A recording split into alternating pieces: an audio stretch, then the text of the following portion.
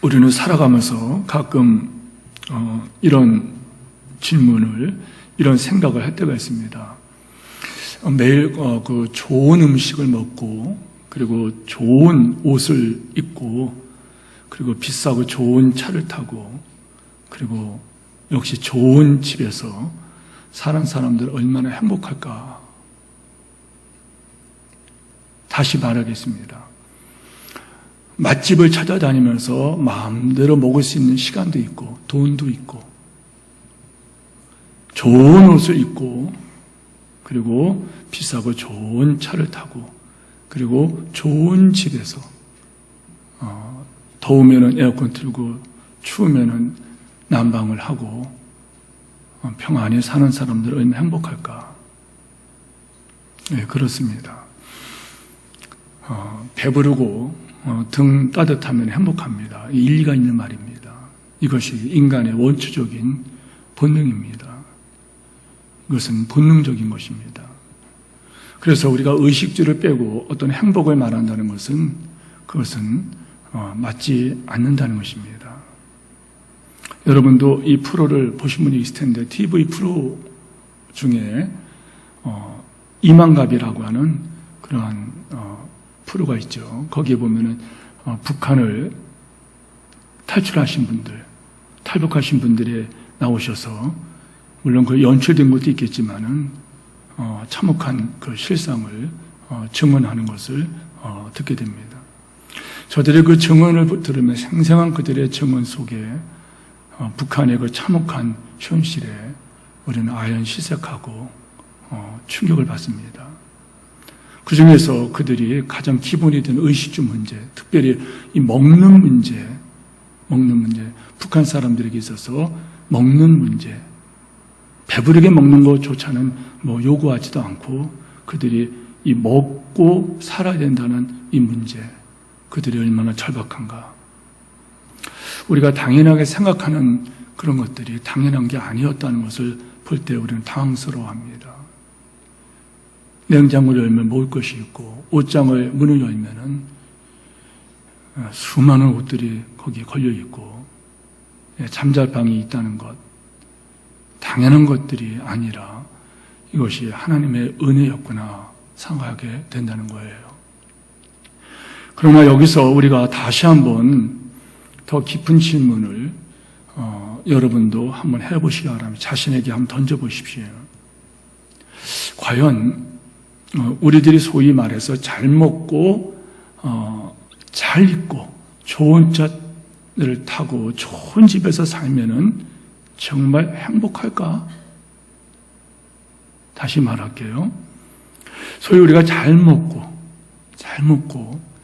그리고 잘 입고 그리고 좋은 차를 타고 다니고 그리고 여러분께서 좋은 집에서 산다면은 정말 행복할까?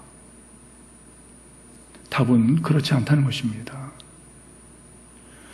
아닌데 생각하는 사람들, 제가 하나의 예를 들게요. 두 가지만 들게요. 부부가 갈등하는데 여러분 산의 진미가 그리고 여러분이 화려하게 입은 옷이 좋은 차, 좋은 집에서 여름에 잠을 잔다고 행복하겠습니까? 부부가 갈등을 하는데 그런 것들 때문에 행복하겠습니까? 내 자녀들이 문제를 안고 괴로워하고 방황합니다. 그럴 때 여러분이 물질이 많다고 여러분 행복하겠습니까? 한번 이런 질문을 던지면서 자꾸만 이걸 확장시켜 나가 보세요. 그런 것들이 우리를 행복하게 하는 것인가? 답은 아니라는 것입니다. 그건 결코 아닙니다. 그래서 여러분 전에 어떤 서울대를 수석으로 졸업 맡았다고 하는 어떤 학생이 이렇게 물어봤을 때 답변을 한 그 말이 유명한 말이 있죠. 돈 많은 것은 안락한 침대는 살 수 있지만은 거기서 평안함까지, 거기서 안정함까지 살 수는 없다. 여러분, 행복은 육체적인 것을 넘어서 정신적인 영역이라는 거예요. 아까 말씀드렸어요. 남편과 아내가 갈등하는데, 소위 말해서 부부가 불화가 속에 있는데 행복하냐 이 말이에요. 행복은 육체적인 것을 넘어서 정신적인 영역과 그거를 더 넘어서 영적인 데서 행복이 완성된다는 거예요. 다시 말하면 영적으로 주장을 받고 그가 생각이 주장을 받아서 그래 육체적인 것들이 여러분 소용에 따라서 필요에 따라서 쓰임받을 때 행복할 수 있다는 거예요. 물론 광야된 세상에서 살고 우리들이 기본적으로 가장 필요한 기초적인 이 필요는 먹고 마시고 입는 거예요. 의식주입니다. 그래서 직장에서 돈을 벌어서 우리는 생존을 위한 기본적인 문제, 의식주 문제를 해결해야 합니다.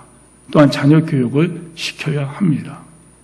그러나 다시 이 말씀을 보면서 정말 우리가 알아야 될 것이 있다는 거예요. 이런 것들이 충족되었다고 해서 우리가 광야 세상에서 버티고 견딜 수 있느냐? 답은 아니라는 거예요. 이스라엘 백성을 보십시오. 저들이 광야 40년 광야에서 버틸 수 있던 것은 우리가 그동안 말씀을 보았던 목마를 때 쓴물이 단물로 바뀌었고 먹을 것이 없을 때 만나를 비같이 하나님께서 내려주셨고 고기가 먹고 싶다 그러니까는 입에서 그냥 고기 냄새가 나도록 메추라기를 하나님께서 매일같이 먹였다고 그랬어요. 목마르다 그러니까 바위에서 샘물이 터져났고 원수가 공격을 하니까 하나님께서 원수를 물리친 이런 은혜를 주셨다는 거예요. 그러나 그들이 광야에서 버틸 수 있던 것은 여러분 그것들이 아니라 자기들의 어떤 본능적인 그런 요건들이 채워진 것이 아니라 그들이 거기에서 광야에서 버틸 수 있는 것은 그다음에 하나님과 동행했다는 것을 우리는 성경을 통해서 본다는 거예요. 하나님과 동행하는 것은 죽고 사는 문제, 하나님과 동행하면 살고 하나님과 동행하지 않으면 죽는다는 것을 우리는 사도 출애굽기를 통해서 우리는 계속 보고 있다는 거예요. 그래서 우리는 하나님께로 돌아가자는 거예요. 자, 그러면 어떻게 죽고 사는 문제, 근본적인 문제인 하나님께로 돌아갈 수 있겠느냐? 하나님께서는 생사하복 흥망성쇠 주권자예요. 하나님께서는 그래서 우리에게 죽지 말고 살아야 된다는 거예요. 망하지 말고 흥해야 된다는 거예요.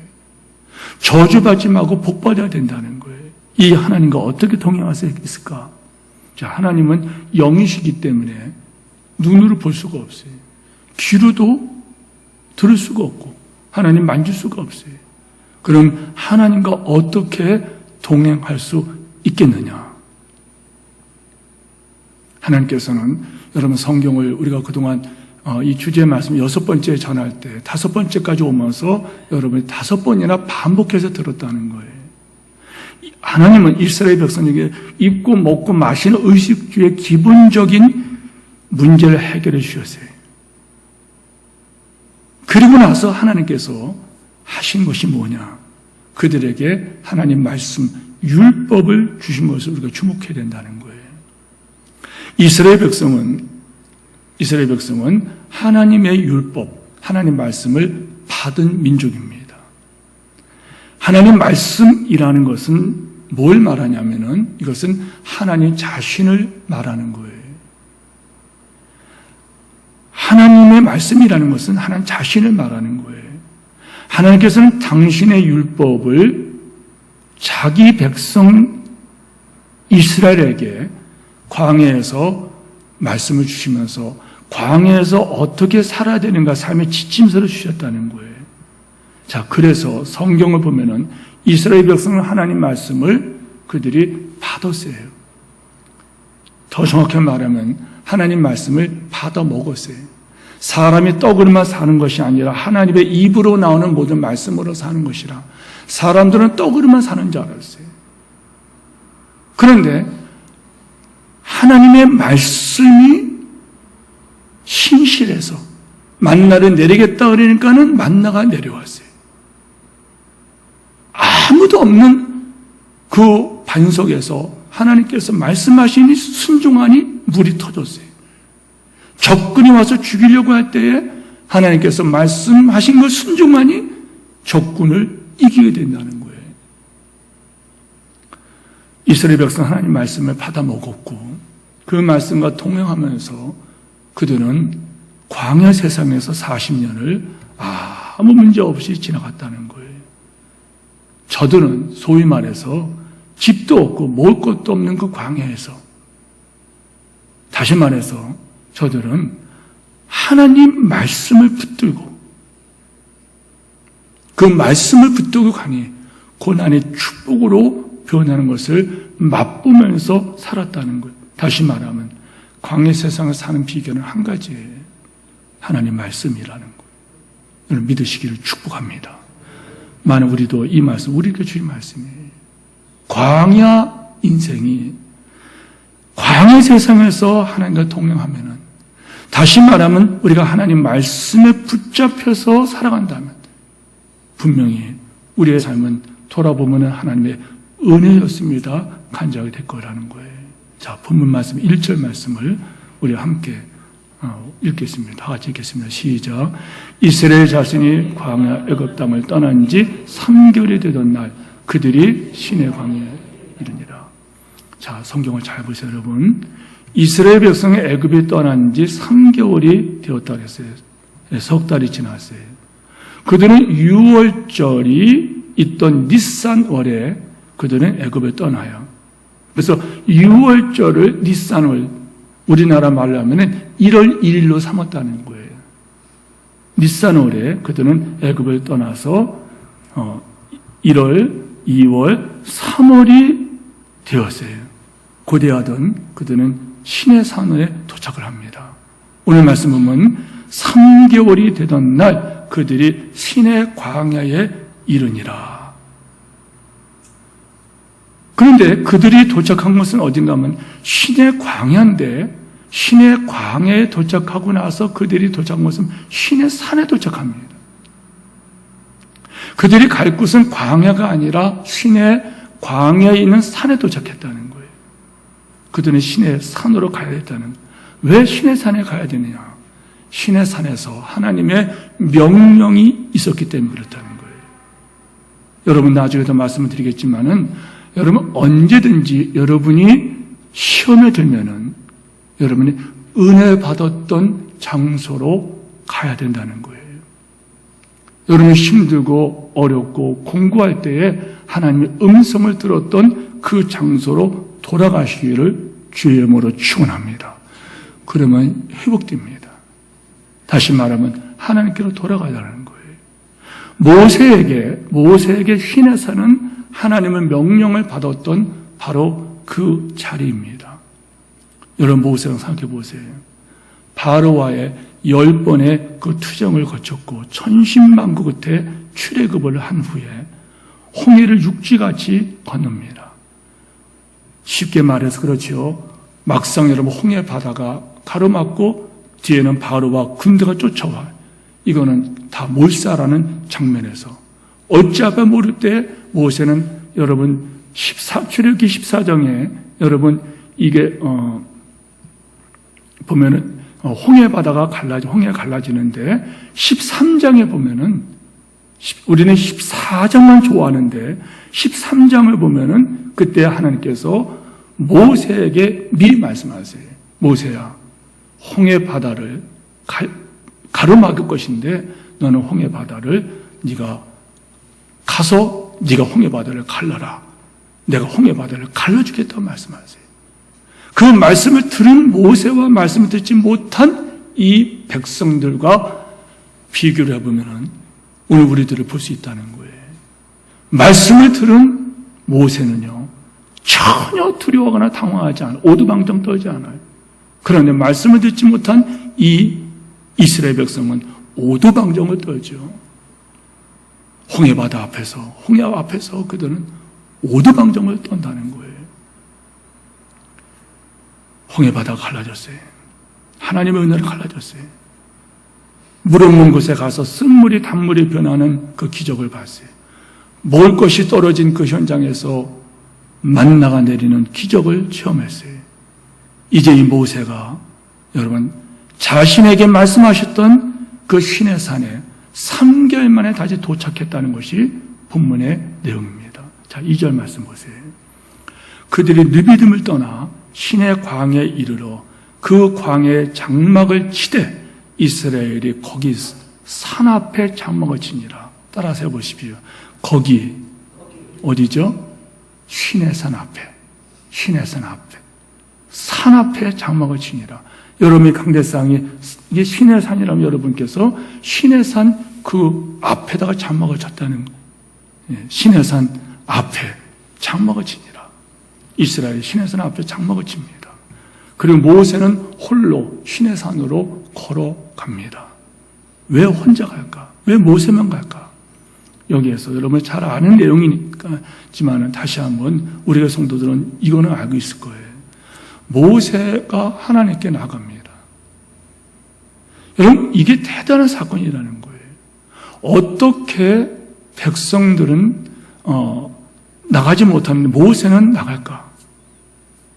하나님은 거룩한 분이에요. 아무나 하나님 만날 수가 없어요. 하나님께서 허락한 자만 나갈 수 있어요. 하나님께서 모세를 허락하셨어요.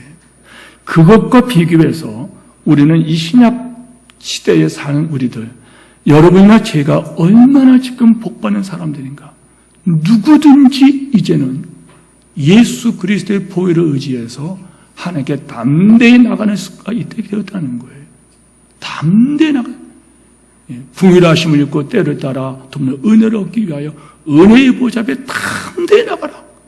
예수님의 십자가에 이 보혈을 의지해서 예수님 십자가 못 박힐 때 여러분 사건 알죠?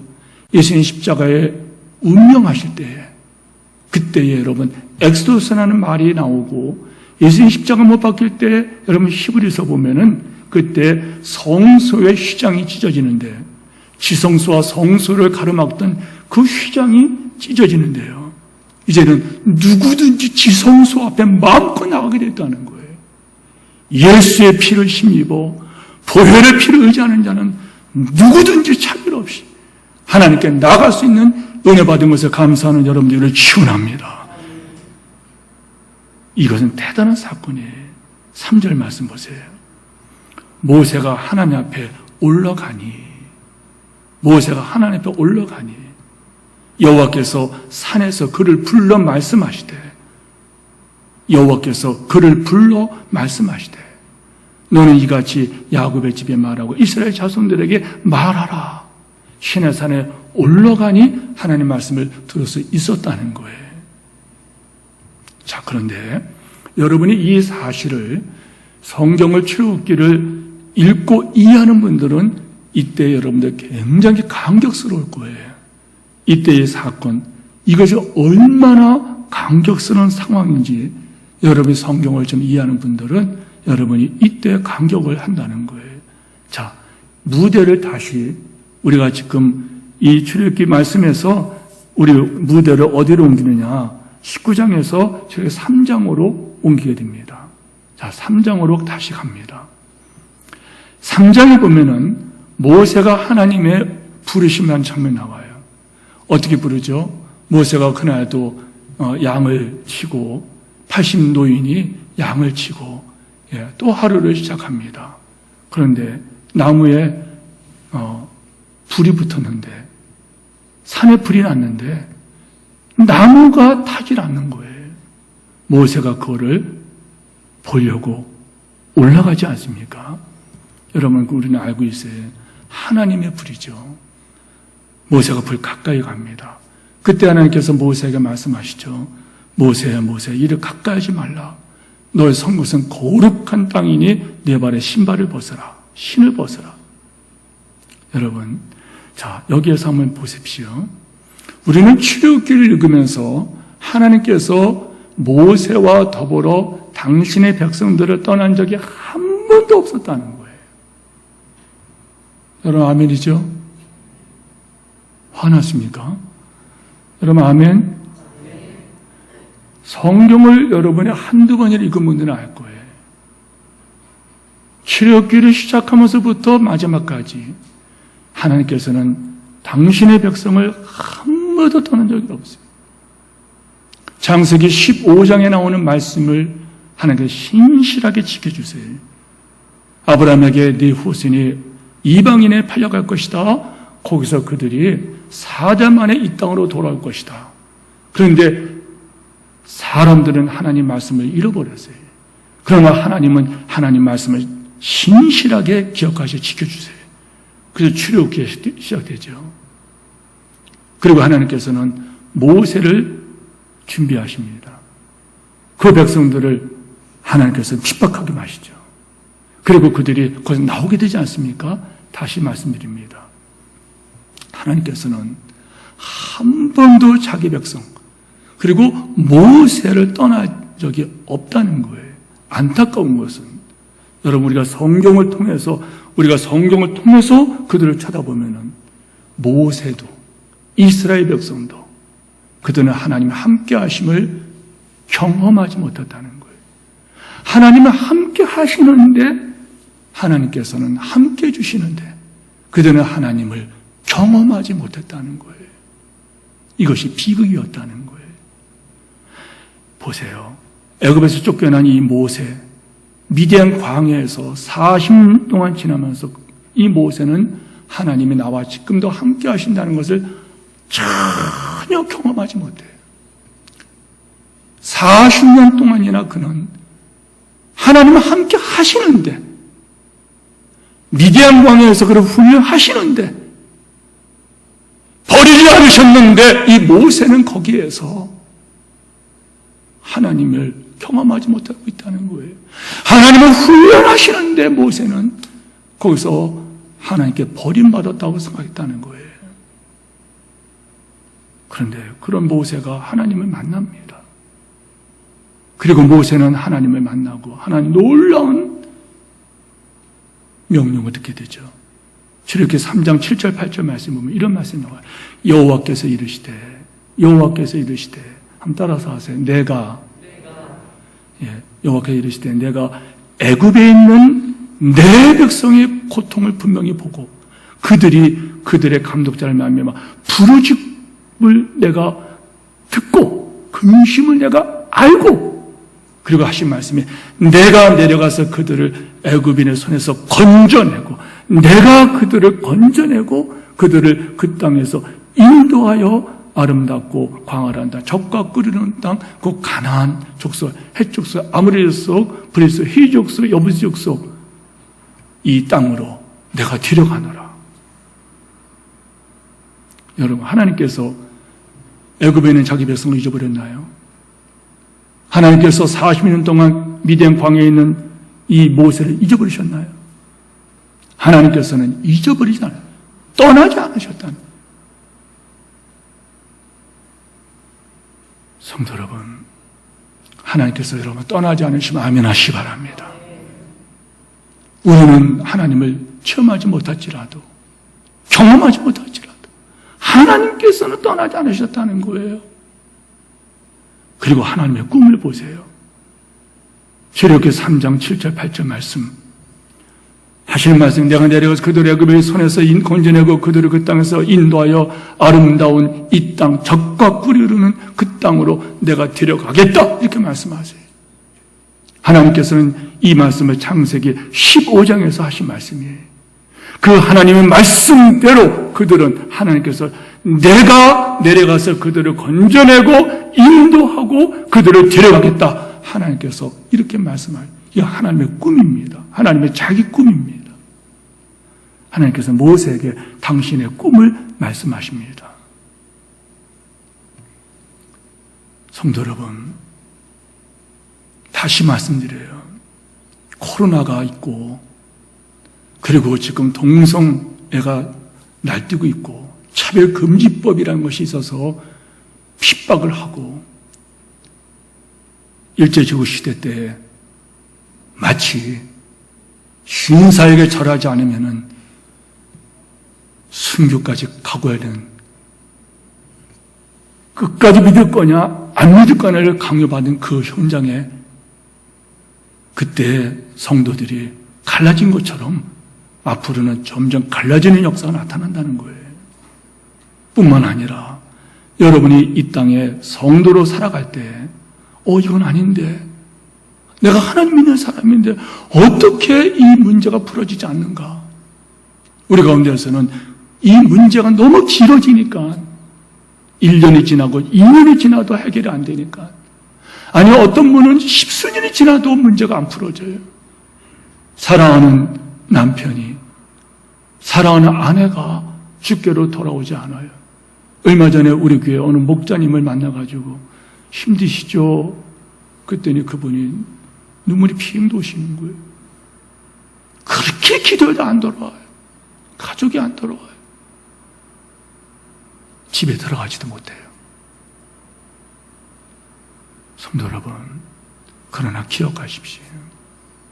하나님께서는 애굽에 있는 자기 백성, 하나님께서는 광야에, 미디안 광야에 있는 자기 종 모세, 하나님을 떠나지 않으셨다는 거예요. 하나님은 그들과 함께 하셨다는 거예요. 그리고 하나님의 꿈은 내가 내려가서 그들을 출애굽시켜서 그들을 젖과 꿀이 흐르는 땅에 이끌어 가겠다. 하나님의 자기 꿈이에요. 그러면서 모세에게 말씀하십니다. 모세야, 이 일은 네가 하라고 말씀하십니다. 네가 이 일을 하라. 그때 모세가, 우리 같으면 크게 기뻐하죠. 여러분 결과를 아니까는 그렇죠. 그런데 여러분 한번 생각해 보세요. 목회자가 안 해도 괜찮아요.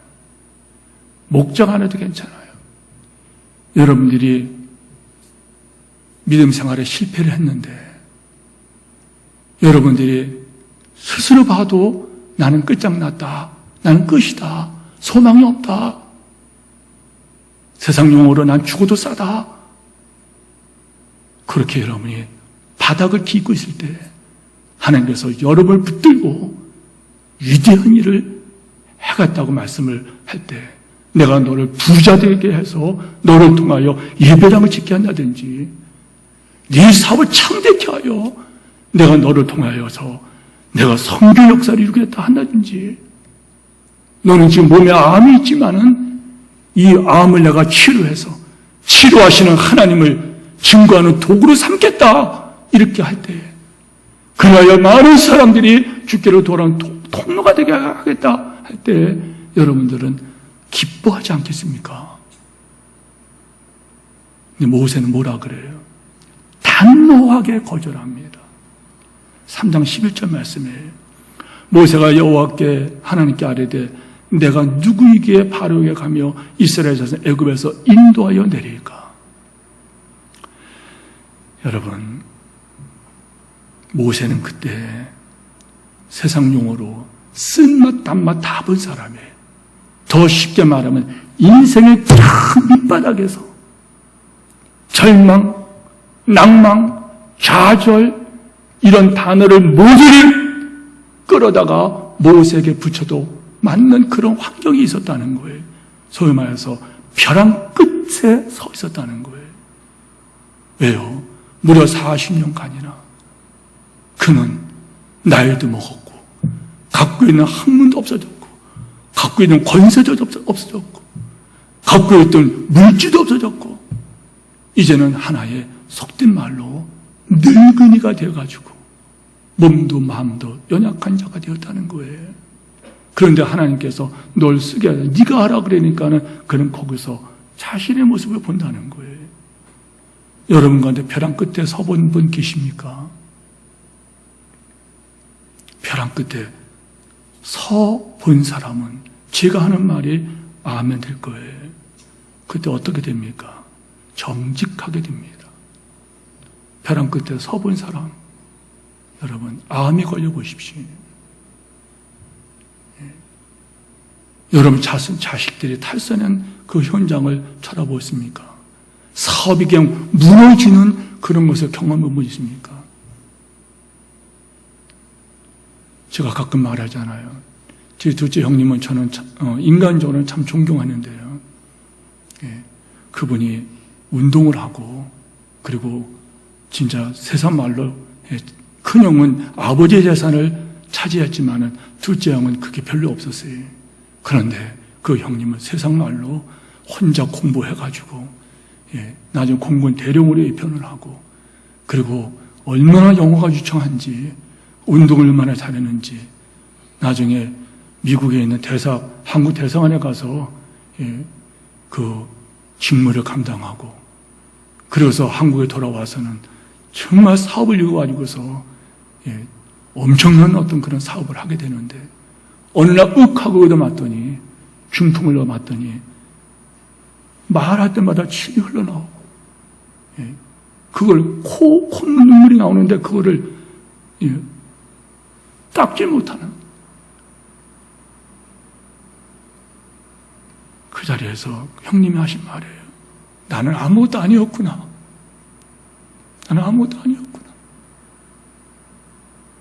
그때 형님이 얼마나 우셨는지 몰라요. 얼마나 기도했는지 몰라요. 출애굽기 3장 10절 말씀에 하나님이 이르시되 내가 반드시 너와 함께 있으리라. 의로우다 아멘 하십시오. 바닥에 앉아서 하나님 나는 못합니다. 하나님 나는 아무것도 못합니다. 하나님 내 모습 알지 않습니까? 내게 힘이 있습니까? 내게 권세가 있습니까? 내가 돈이 있습니까? 40년 동안 소망 없이 짐승처럼 살았어요. 하나님의 음성을 듣지 못하고 양떼를 누우며 살아왔어요. 그런 모세에게 하나님께서 단호하게 말씀하신 말씀이 하나님이 이르시되 내가 반드시 너와 함께 있으리라. 내가 그 백성을 애굽에서 인도하여 낸 후에 너희가 이 산에서 바로 이 산에서 나를 섬기리니 이것이 내가 너를 보낸 증거니라. 무슨 말인지 아십니까? 우리는 지금 출애굽기 19장을 봤어요. 그런데 19장 오기 전에 3장에 이런 일이 있었다는 거예요. 그 하나님께서 그때 말씀하신 내가 그 백성 인도하여 낸 후에 네가 그 백성 인도하여 낸 후에 너희가 이 산에서 이 신의 산에서 나를 섬길 것이니 이것이 내가 너를 보낸 증거니라. 하나님이 그때 말씀하신 걸 3개월 후에 보니까는 이루어졌다는 거죠. 그리고 모세가 다시 하나님 산에 올라갔다는 거예요. 모세는 큰 충격을 받았어요. 왜요? 40년 동안 아무것도 할 수 없어 상했는데 광야에 버려진 지 알았는데 하나님께서는 기억하셨다는 거예요.